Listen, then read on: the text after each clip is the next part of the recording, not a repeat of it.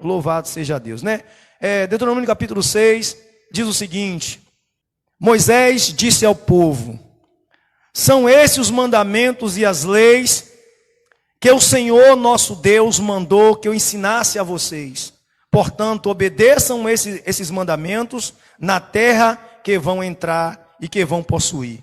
Versículo 2: temam o Senhor nosso Deus, vocês e os seus filhos e os seus netos, e cumpram sempre todos os mandamentos e as leis que eu lhes estou dando, e assim vocês viverão muitos anos. Versículo 3: povo de Israel, tenha cuidado de cumprir a lei de Deus, então, conforme disse o Senhor, o Deus dos nossos antepassados, tudo correrá bem para vocês, e vocês se tornarão numerosos naquela terra boa e rica onde vão viver. Versículo 4: escute, povo de Israel, o Senhor e somente o Senhor é o nosso Deus. Versículo 5: portanto, amem o Senhor nosso Deus, e com todo o coração, e com toda a alma, e com toda a força. Versículo 6: guardem sempre no coração as leis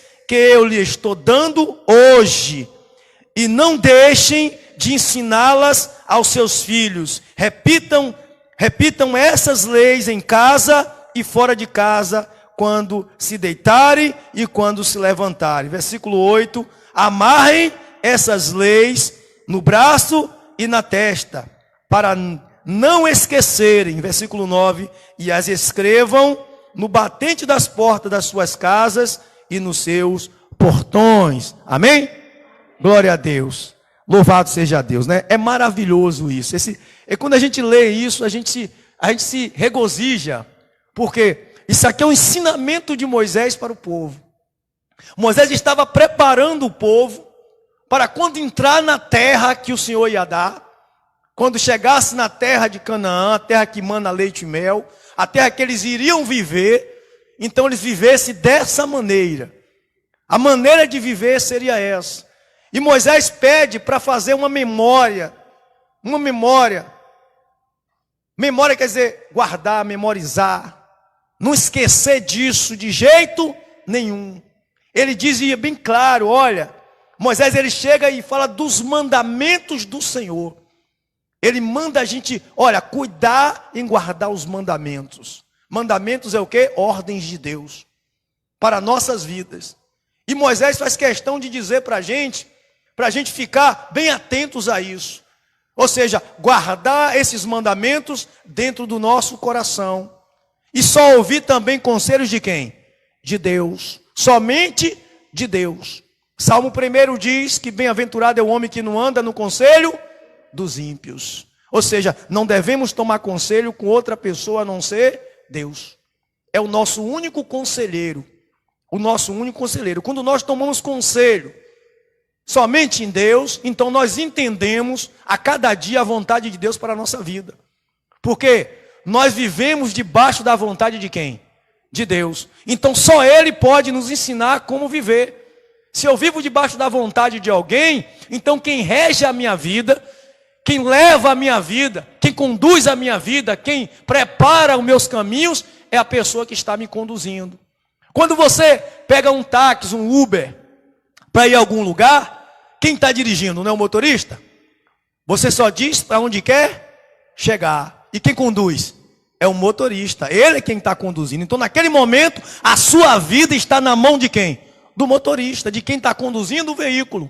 Ele é responsável por você. Quando nós chegamos na casa do Senhor e demos a nossa vida, entregamos a nossa vida a Deus, então nós dizemos assim: Senhor, a nossa vida agora, a minha vida agora te pertence e o Senhor é condutor da minha vida.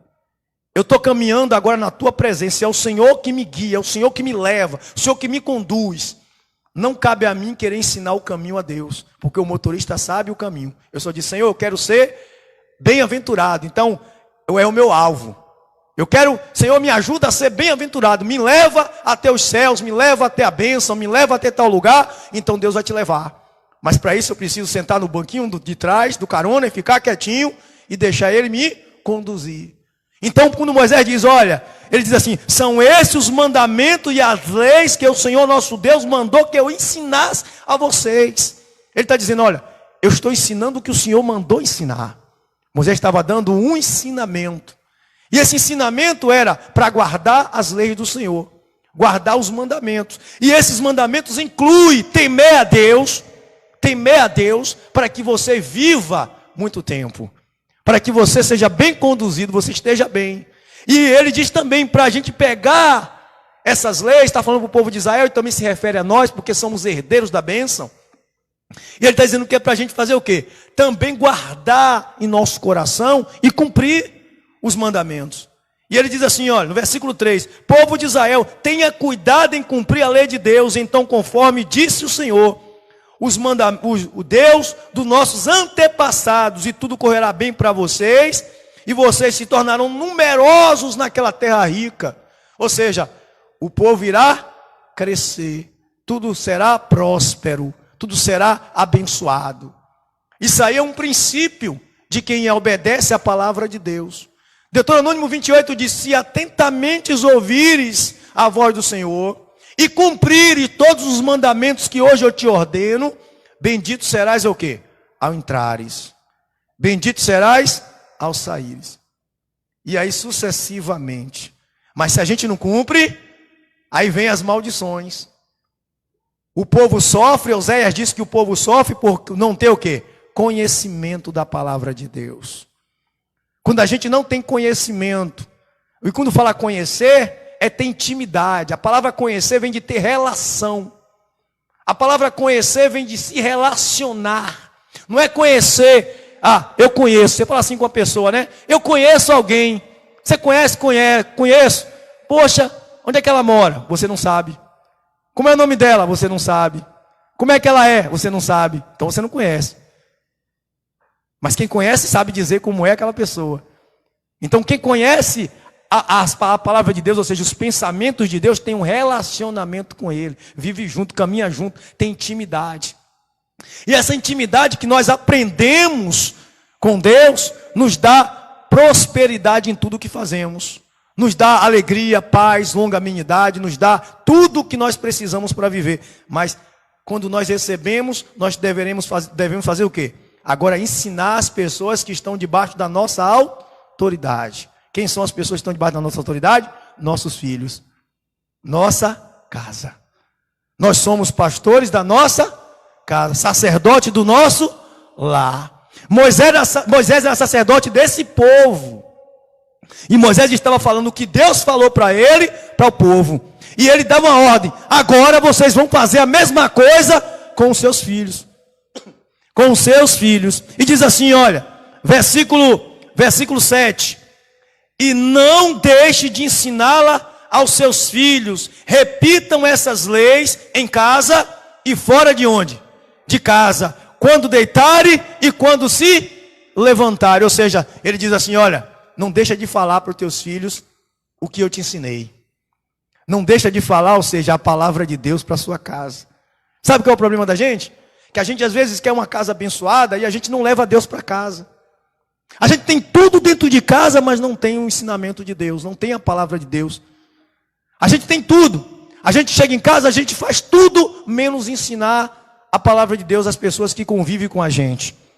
As pessoas, nós não comentamos, poucas as vezes usamos o nome de Jesus dentro de casa. Poucas as vezes clamamos por Deus dentro de casa. Poucas as vezes dizemos a eles assim, olha, Deus é bom, tem bom ânimo, vai dar certo. Poucas as vezes dizemos assim, olha, vamos orar, vamos pedir a Deus, vai dar tudo certo. Porque o Senhor fez na minha vida, fez na vida do meu pai, fez na vida dos meus antepassados. Era o que Moisés estava dizendo. Olha, fala para eles o que Deus fez na vida do povo. Tirou vocês do Egito, fez na vida de Abraão, de Isaac, de Jacó, de Davi. Na época Davi nem existia. Mas eu estou dando um modo figurativo. Estava dizendo as pessoas que Deus foi, como José. As pessoas que Deus abençoou. Então contar esses feitos para a nossa família, mostrar o que Deus tem feito, ensinar a palavra de Deus em nosso lar, nos traz um conhecimento amplo em nossa vida e ensinamos a nossos filhos o caminho, ensinamos aos nossos entes queridos o caminho. E eles vão gravar no coração e mais tarde eles vão também ensinar a outras pessoas, passar adiante.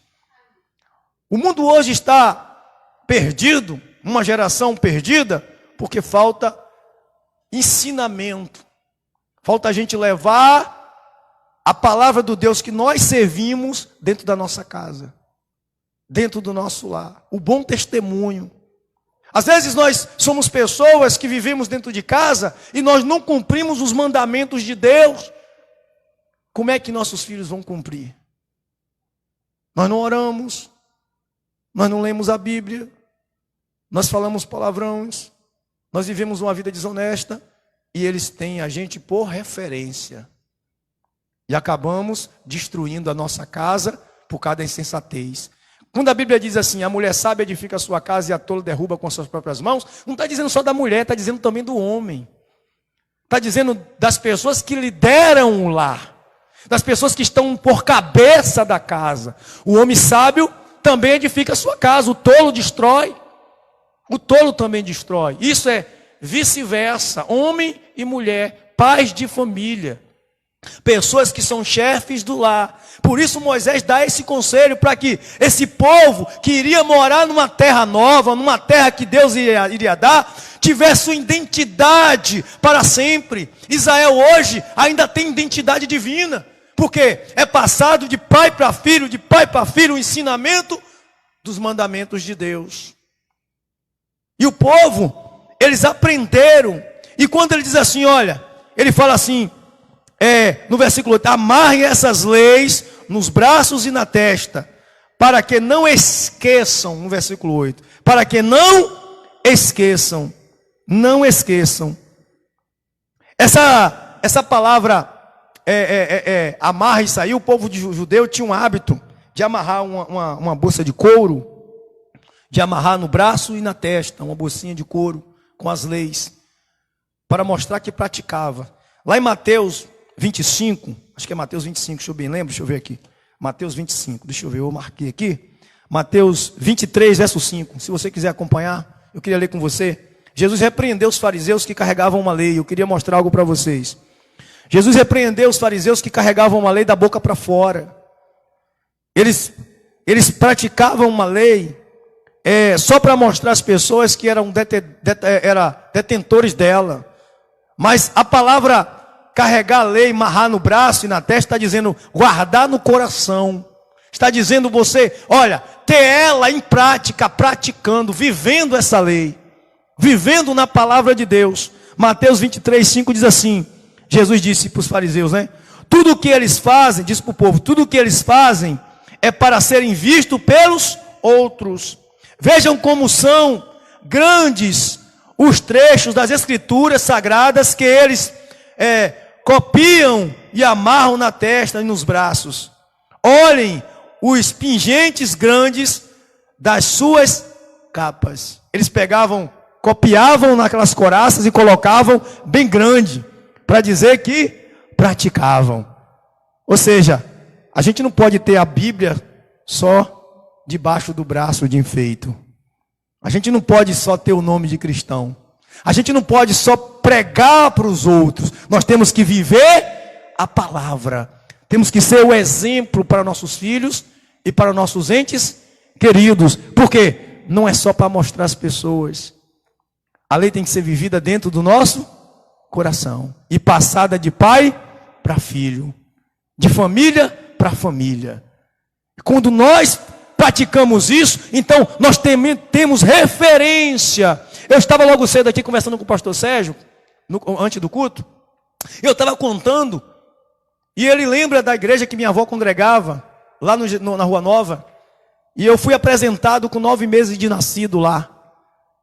E minha avó, ela era uma referência, ela era uma analfabeta, não conhecia, não sabia ler, mas era uma pessoa de exemplo. E minha avó, ela me preparou, ela me ensinava, ela contava para mim tudo que Deus fez.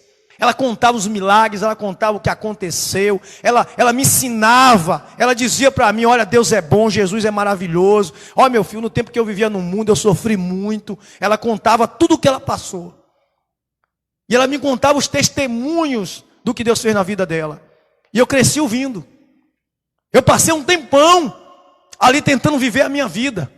Mas, querendo ou não, a identidade da minha avó ficou em mim. Porque o testemunho de vida, ela vivia a palavra de Deus. Ela não sabia recitar, mas ela mostrava com atos e gestos. A minha avó era uma pessoa boa, uma pessoa convertida, uma pessoa que todo mundo olhava e dizia, ali é crente. Ali é uma mulher de Deus. Ou seja, o filho pode até dizer, meu pai é chato, minha mãe é chata, minha mãe me pega no meu pé, a minha mãe é assim. Poxa, mas minha mãe é honesta, meu pai é honesto, meu pai é fiel, minha mãe é uma referência. Ele pode até não querer ir para a igreja com você, mas ele vai ter que reconhecer que você é uma pessoa totalmente convertida. Totalmente de testemunho, totalmente. Ela vai olhar e vai dizer, poxa, aí não tem jeito, pode falar, mas ela não vai ter o que lhe apontar, o que lhe acusar. Você é referência na sua casa. Por isso Moisés está dizendo, olha, Moisés está ensinando os mandamentos do Senhor e mandando guardar no coração. Ele diz no versículo, portanto, amem o Senhor, nosso Deus, com todo o coração e com toda a alma e com toda a força, no versículo 5, de Deuteronômio 6. Com toda a força, Jesus repetiu esse mandamento. Amarás o Senhor teu Deus com toda a tua força. É brincadeira o que Jesus está dizendo? Toda a força. O que é força, gente? Força é sem reserva, força é persistência, força é resistência, é insistir, em lutar para cumprir a vontade de Deus. E quando nós lutamos, a nossa família, ela está observando. Nós somos observados. E no versículo 9, ele é bem claro, quando chega no versículo 9, ele diz assim, e as escrevam no batente das portas. Não é isso? E dos portões. Essa palavra no hebraico quer dizer mezuzã. Mezuzã, essa palavra. Era uma caixinha de couro colocada no batente da porta, também com a palavra. Os judeus ele tinham o hábito de colocar, isso aí ficou. Com essa palavra que Moisés deu, eles habituaram a fazer isso. E até hoje em Israel é assim. No batente da porta tem lá um texto da palavra dos mandamentos do Senhor. No batente da porta. Você chega na casa de judeu, está lá escrito. No batente. Para que todo mundo leia e todo mundo lembre. Então é um costume. Então, o que eu estou dizendo é isso. Sempre quando você recita a palavra de Deus na sua casa, quando você usa o verbo, o Senhor, quando você usa o verbo Jesus, quando você usa o nome do Senhor para todas as coisas, então cria um hábito na sua família de todo mundo clamar a Deus. Quer ver uma coisa? Cai um copo no chão, a mãe grita, pomba. O filho aprende, mas se você falar misericórdia, Jesus, o menino começa a pegar o hábito do linguajar, de sempre chamar por Deus nos momentos difíceis, no momento glória a Deus, Senhor. E o menino dentro de casa começa também a pegar os mesmos hábitos, começa a aprender as mesmas coisas. Ele começa a crescer espiritualmente, porque você está guardando os mandamentos aonde? Está colocando, olha, na entrada da sua porta, no batente da porta. Está colocando na sua testa. Mas com o quê? Com o seu gesto, transformando uma coisa que era material em uma coisa sobrenatural, espiritual. Isso nós precisamos viver dessa maneira. Precisamos entender isso. Por isso ele diz, olha, coloque lá no batente da sua casa. No batente da sua casa. Provérbios diz, ensina o caminho por onde teu filho deve andar e quando crescer não se desviará dele. Eu sou testemunha viva disso.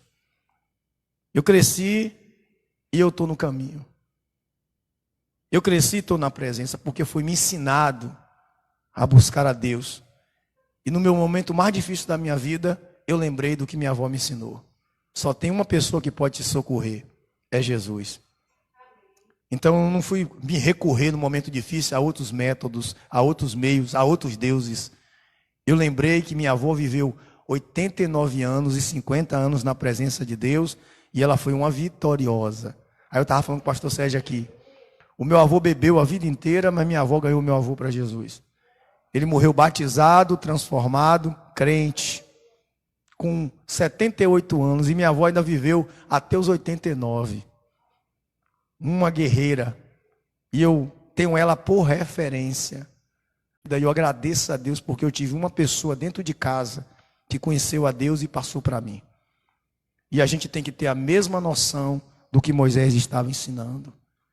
Como ele disse, não, são estes os mandamentos e as leis que o Senhor nosso Deus mandou que eu ensinasse a vocês. Portanto, obedeçam esses mandamentos na terra que o Senhor na terra que vocês vão entrar e possuir. Olha, vocês hoje estão vivendo aqui no mundo.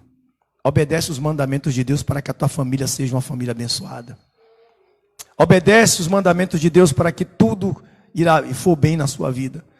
Para que tudo venha a ser próspero. Para que tudo venha a ser só transformação. Só bênção. Tudo na sua vida. Não foque o material, foque o espiritual. O seu alvo é o caminho do Senhor, é a palavra de Deus na íntegra. Não invente, não tente inventar nada. Não vive no achismo. Viva segundo a palavra de Deus, como eu comecei dizendo aqui.